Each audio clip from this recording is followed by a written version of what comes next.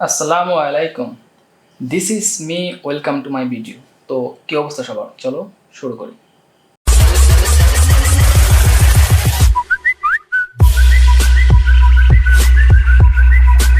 আরে এই কি অবস্থা, যুদ্ধ তো মনে হয় আবার শুরু হয়ে গেছে।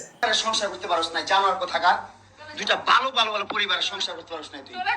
একদিকে ভারত পাকিস্তানের যুদ্ধ, অন্যদিকে রাজ্যহীন রাজা ফকিরের ভূত প্রিন্স মামুন ও বৈরা বেটি কোচি ছেলেদের দেখলে মাথা ঠিক থাকে না আমাদের সেই স্বনামধন্য লায়লা আপু। 2 দিন আগেও দেখলাম মা ছেলে বয়ফ্রেন্ড গার্লফ্রেন্ড লায়লা আর প্রিন্স মামুন কি সুন্দর ভিডিও করতেছে। তো হঠাৎ করে কি এমন ঘটলো যে আবার আগের মতো যুদ্ধ শুরু হয়ে গেল, মারামারি শুরু হয়ে গেল। আমার মোবাইল থেকে আমার টাকা ট্রান্সফার কেন করবি তুই, জানোয়ারের বাচ্চা? আমি আমার ফ্রেন্ডের সাথে ঘুরতেই পারি, আমার স্বাভাবিক। ও আচ্ছা, মামুনের ফোন থেকে লায়লা কিছু ডাটা নিছে, মানে মামুনের পার্সোনাল কিছু ভিডিও, হয়তো বা ভিডিও ছবি, যার কারণে সেটা মামুন ভালোভাবে নেয় নাই, হয়তো মামুনের গোপন তথ্য ফাঁস, সেটা দেখতে পারতেছি, যার জন্য আবার শুরু হয়ে গেছে মারামারি। হ্যাঁ, ওলে বাবা, এই তো দেখি অনামিকা ঐশী মামুনের গোপন করে রাখা নয় মাল, তাহলে ঝামেলার এটাই মূল কারণ। খেলা হবে মামা। আহা, কি তুকড়েটা ঘটনা। বইরা বেটি শেষ বয়সে এসে কুচি ছেলেটার হাতের একটু আদর যত্ন খেয়ে জীবনটা পার করতে চাইলো, আর শেষ মিনিটটা কি হলো? অনামিকা ঐশী, এটাকে তুমি কাজ করলা? শেষ বয়সে এসে তুমি লালার মতো একটা মানুষকে এত একটা শাখা দিয়ে দিলা, লালার কাছ থেকে তুমি এমন কীভাবে কেড়ে নিলে, এটা মোটেও ঠিক হয় নাই। এটা আসলে একটা অন্য একটা কাজ হয়েছে, লালা তো খেপবেই, স্বাভাবিক। তবে যাই হোক, মামুন আর ঐশী দুইজনকে কিন্তু বেশ গুড, ভালোই মানাইছে, মানতেই হবে। তবে ছবিতে যা দেখতে পাচ্ছি, মনে হয় মামুন ঐশীর সাথে পারে না। যেভাবে বাচ্চা ছেলেটারে মানে ছিটা ছিটা খাবলায় খাবলায় কামড়ায় কামড়ায় খাইছে একেবারে, এটা মোটেও ঠিক না।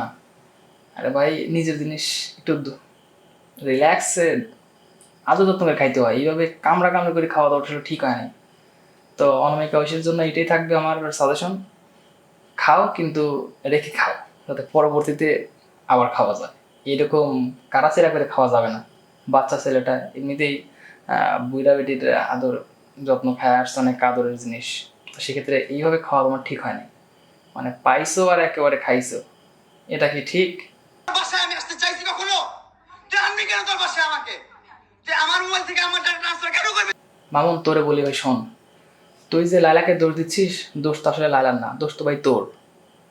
তুই একটা ইয়াং একটা ছেলে হয়ে বুইরা বেডিলে কেন আসে? আর বুইরা বেডি তো তোর পজিশনের মতো, মানে পজিশনার টেস্ট পাওয়া গেছে, ও তো তোর ডাকবেই, ডাকলেই তোর আশা লাগবে এমন কোনো কথা নাই তো। তুই যে মাল পটাইছিস, এই মাল তুই খা দা ঘুরে বেড়া, এখানে কেন আসছিস?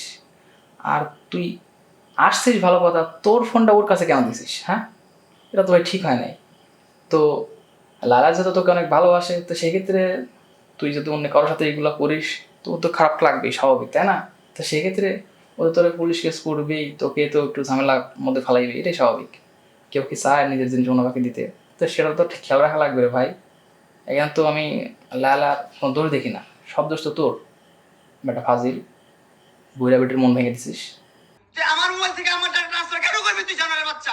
আমি আমার ফ্রেন্ডের সাথে ঘুরতেই পারি, আমার স্বাভাবিক। আর কি বললি, তোর ফ্রেন্ডের লাগে ঘুরতেই পারিস? হেই বেটা, তোর ফ্রেন্ড তোরা যেভাবে খাইছে বেটা, তোর গার্লফ্রেন্ড বয়ফ্রেন্ড ওইভাবে খায় না। কেউ বিশ্বাস করবে ওটা তোর ফ্রেন্ড? তো সবাই ধরে ওটা তোর, বললাম না একটা দুইটা মামলা না, 5টা মামলা করছে এই মহিলা আমার নামে, এই জবরজাত মহিলা মানে। আরে বোধাই, তোর নামে 5টা না, তোর নামে 100টা মামলা দেওয়া উচিত ছিল।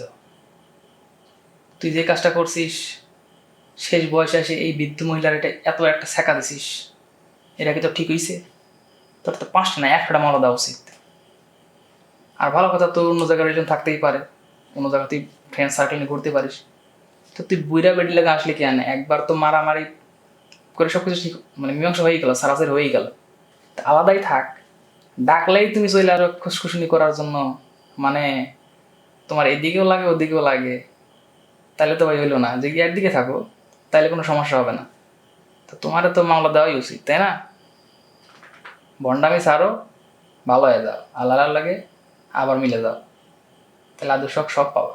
তুই বেটা একমাত্র লালার লগে ঘুরবি, তোর কোনো ফ্রেন্ড থাকতে পারে না, কারণ লালা তোর ভালোবাসে। এ আদব। হ্যাঁ তুই তো আনছিস আমার তোর বাসায়, আমি কেন আনবো? তোর বাসায় ঢুকতে না দিলে, তোর বাসায় শুইতে না দিলে আমি কইছি যাস। এই বেটা, ওর লাগেও তোর ডাকছে, তাই বলে তুই কেন আসবি? তুই যদি আমার কিছুই না আমার বাসায় কি কর? আমার বেডরুমে তুই তো এই জানছিস আমারে। তোমাকে আমি কোথায়? লাইলা তো ঠিক কথাই বলছে, যদি তুই ওর কিছু নাই হোস তাহলে লালা ডাকলো আর তুই চলে আসলি কেন? এটা কথার যুক্তি আছে না? ঠিক কথাই তো বলছে।